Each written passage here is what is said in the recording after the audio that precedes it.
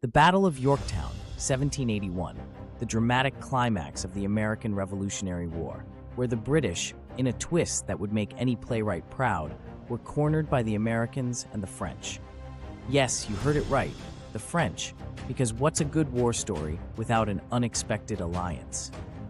Now, let's set the stage.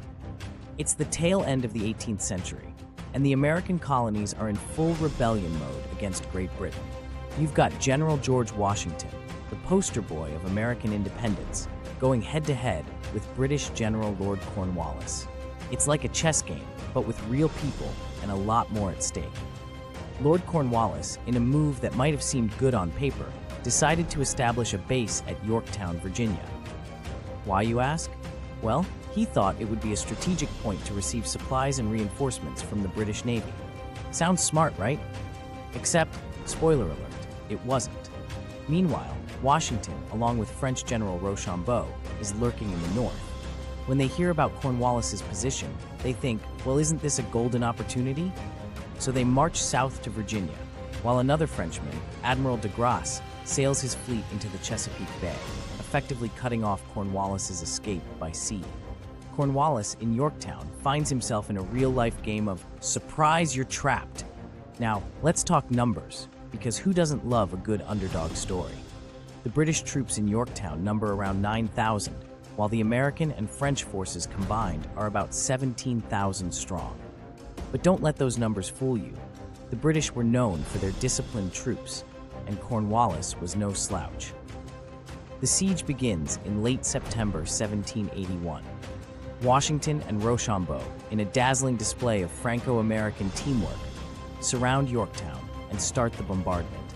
It's like the 18th century version of a blockbuster movie, with cannons and mortars lighting up the sky.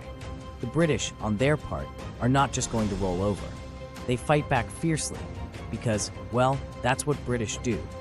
For weeks, the bombardment continues. The Americans and French are slowly tightening the noose, while the British hope against hope for reinforcements from New York.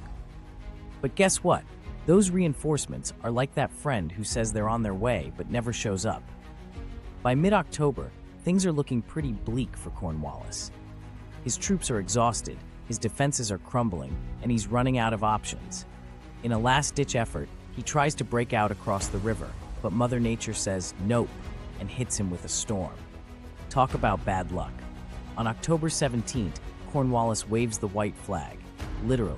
He sends a drummer boy and an officer with a white handkerchief to negotiate surrender. The actual surrender happens on October 19, 1781. It's a moment of high drama. The British troops march out in defeat, their bands playing a tune called The World Turned Upside Down. You can't make this stuff up. Cornwallis, perhaps too embarrassed to face the music himself, claims illness and sends his deputy to surrender his troops. Washington, ever the gentleman, counters by sending his own deputy, General Benjamin Lincoln, to accept the surrender. It's like a polite dance of military etiquette. The Battle of Yorktown is a game changer. It effectively ends major combat in the American colonies, though the war officially drags on a bit longer. It's a stunning victory for the Americans and their French allies, and a crushing blow to British ambitions in America. In conclusion, the Battle of Yorktown is a classic underdog story with a twist. It's about strategic blunders, unexpected alliances, and the sheer unpredictability of war. It teaches us that sometimes the best laid plans can go awry, and that the underdog, especially with a little help from their friends, can sometimes pull off a spectacular victory. So, hats off to Washington, Rochambeau, and de Grasse, the trio that turned the world upside down, quite literally, in 1781.